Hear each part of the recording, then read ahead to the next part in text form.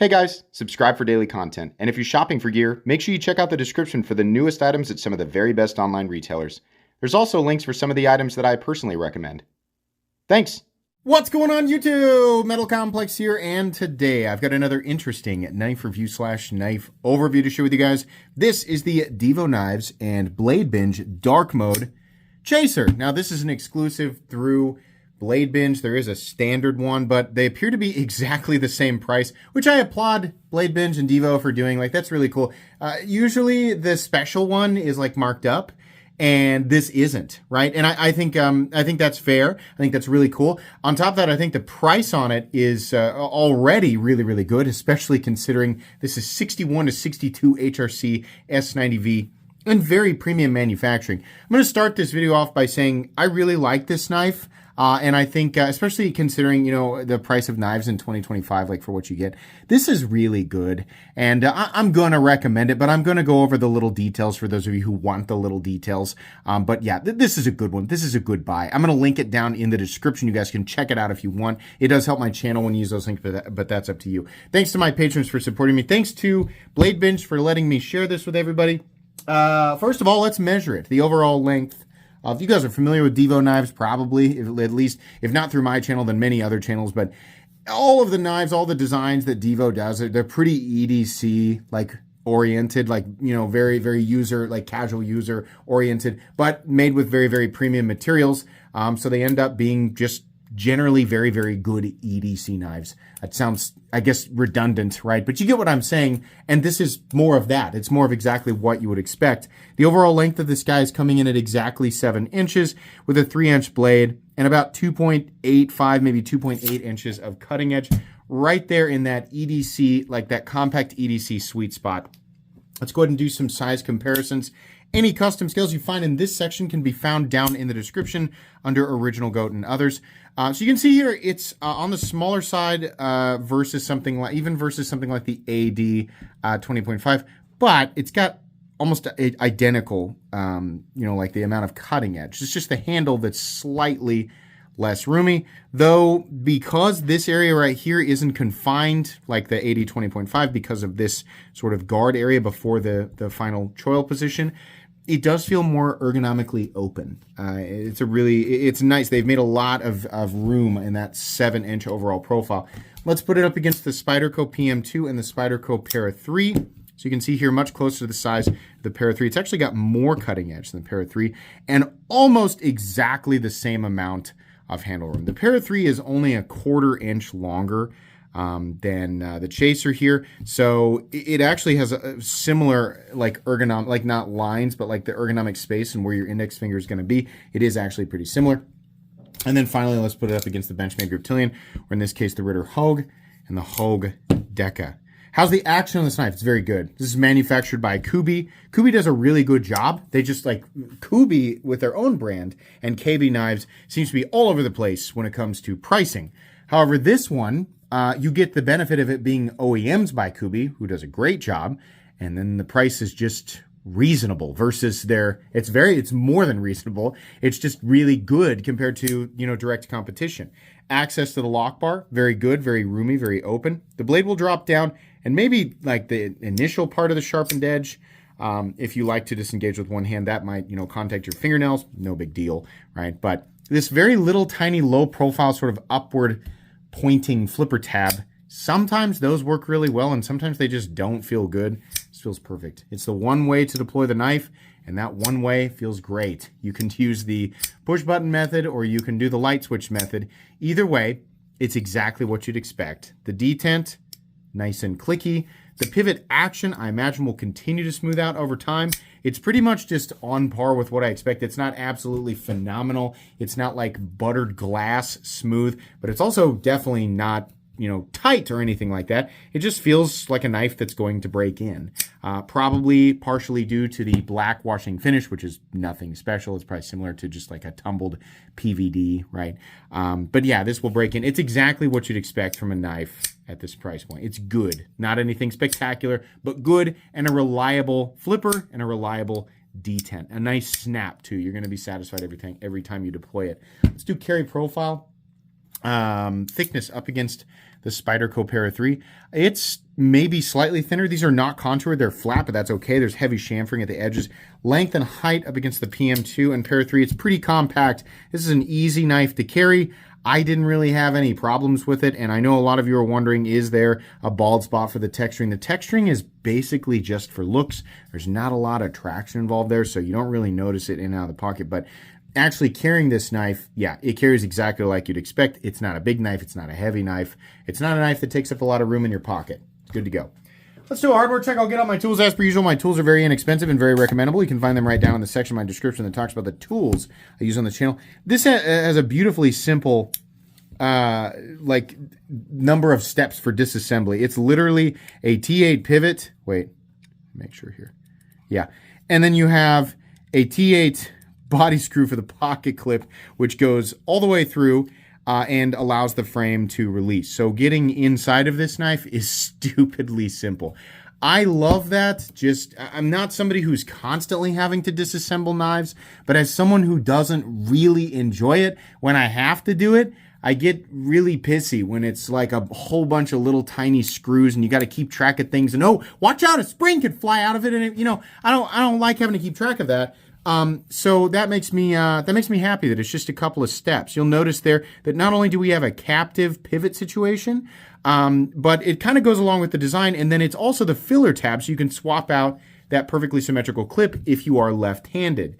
This was very well thought out. No surprise from Divo, but lefties, you get to enjoy this too. So there you go. As long as you have the right tools for the job, you should be good to go. Let's measure the blade stock thickness here real quick. Blade stock thickness probably on the thinner side. I'm going to guess 115,000. So I'm so smart. I usually actually get this wrong. 116 or so. So on the thinner side for sure. And then weight. What are we looking at for materials? We are looking at titanium. And then actually for the lock bar, which this does not surprise me or bother me, but the lock bar itself is not titanium, it is steel, and that's okay. You just need this. It's like I always say, I'm always impressed when companies go out of their way to make the lock bar titanium and then attach a steel lock bar insert, but it's not at all like expected. It doesn't make the knife better, right? As long as you have a steel on steel contact, it's a hardened steel on steel contact, lock bar is going to do just fine. I think they did a great job with that. But titanium for the clip, titanium for the backspacer, and then we have titanium hardware. And then we have an S90V blade. So and by the way, there is a little bit of milling for weight reduction in there. If you can see it. If you can't see it, sorry. I should use my flashlight more often. The weight on this guy is coming at 3.3 ounces, which is pretty darn great. I mean, you have a 3-inch blade, 3.3 ounces of weight for a full titanium construction. The balance is slightly back of the pivot, but it's where you're going to put your index finger. So the balance does feel good. Slightly butt heavy if you're choked up. Still a 3.3 ounce knife. It's just not going to bother most people. Meat and potatoes time is pretty straightforward, right? They took a pretty classic knife profile, and they made it special. Like if you go and look at the regular chaser, admittedly, and nothing against Divo, it looks like a lot of other stuff out there. What I really like about the Bladebinge dark mode stuff is that the combination of this kind of Tiffany blue or cyan or whatever you want to call it, and the black is just cool. It looks like it's glowing. I like it, and it actually works well with a number of different designs, whether they're very complex in their machining or they're very, very simple.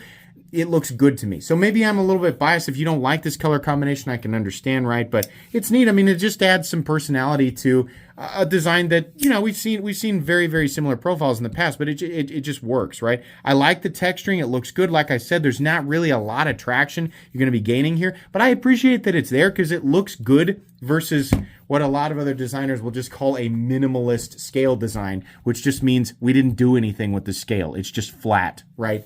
Great. I like this. I like the continuous patterns. I think they look nice. There's heavy chamfering here, so it looks a little bricky. It looks a little blocky. Really, truthfully, extremely comfortable. So I have no issues in the ergonomic department. I also like the length of the clip. It's a typical popsicle stick style clip. It seems like everybody's doing it these days, and the reason is because you can flip it over to the other side. It works fine, right? It's pretty tight on the retention, but generally speaking, it seems like the clip that offends the least amount of people, which in some ways it's like, that kind of sucks, but at the same time, it's like, I get it, right? I get trying to please as many people as possible, and it's cool they did that, right? But yeah, choking up on it feels really great. I do like that there's jimping here because that's where the thumb kind of wants to go if you're doing something like this, or the delicate, woodworking stuff. But I also kind of wish that there was jimping back here too. Sometimes I want to do this, but I do appreciate it's out here. We don't see that nearly as often, so that's nice. The blade. Holy moly, let's talk about this blade. It is super duper thin. Look at that. I'll let you guys look at that plunge grind. So not only is it super thin, this is S90V, which, by the way, is perfectly acceptable from 59 to 61. S90V is stainless. It's not super duper tough, but realistically has toughness similar, if not slightly better than M390, even when they're both hardened, like the same geometry, and they're both hardened to optimal hardness, right?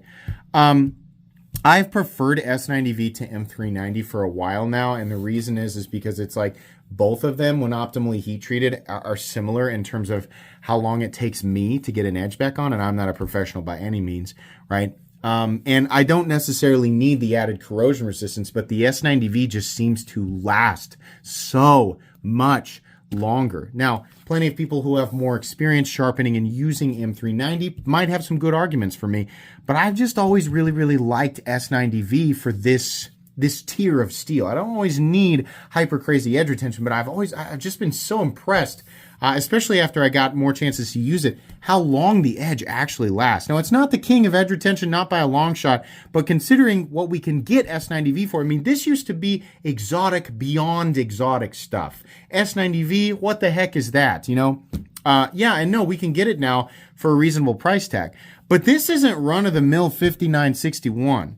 This is 61 to 62 HRC S90V. That's nuts. Now, it does decrease the general toughness, so this is a thin edge on a steel that's already not meant to be hyper tough, right? But you're definitely bumping up on the edge retention. I mean, this would, like what we typically see for M390 in the production knife market, this would blow the doors off of it. It's insane, right? So it's cool. Just don't buy this knife thinking you're going to go out and like chop and pry. You're not going to do that. But if you're going to use it like a pocket knife, this is a nice stainless blade that at the same time will hold an edge for a very, very long time. And you'll be able to strop it up and maintain that edge for a long time before you actually have to resharpen it. But when it does come time to resharpen, coming from somebody who doesn't do that very often and is not a professional, I think it's got a really nice plunge grind, and it's also got a nice continuous short curvature. So it should be pretty friendly as long as you have the right equipment, right? I mean, I use a KME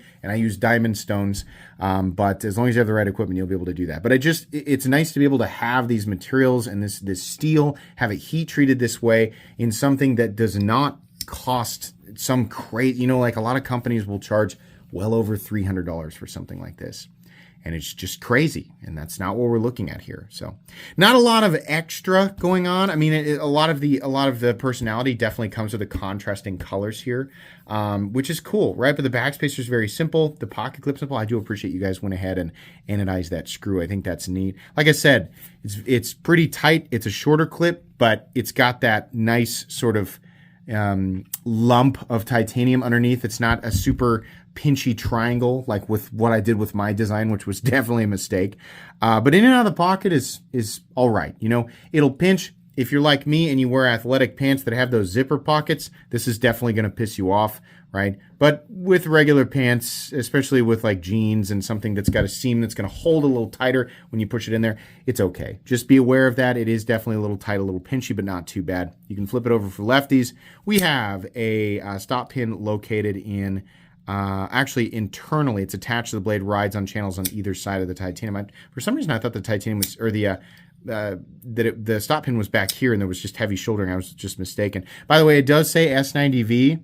It just says it right here. And something I want to applaud both Divo and Bladebinge for is you guys just kept all of your stuff off of this. Even Bladebinge was like, nah, that's cool. You don't have to put our logo on it. Like that's cool. Nobody wants to look at the logos, and these guys obviously recognize that and they understand that, and they just didn't put their stuff on it. So I think that's cool. They just left it all off. Your lockup, no blade play up, down, left to right, no lock stick, no pivot lash, very smooth and consistent in here. A nice clicky detent. And this has stayed perfectly centered the entire time that I have had it.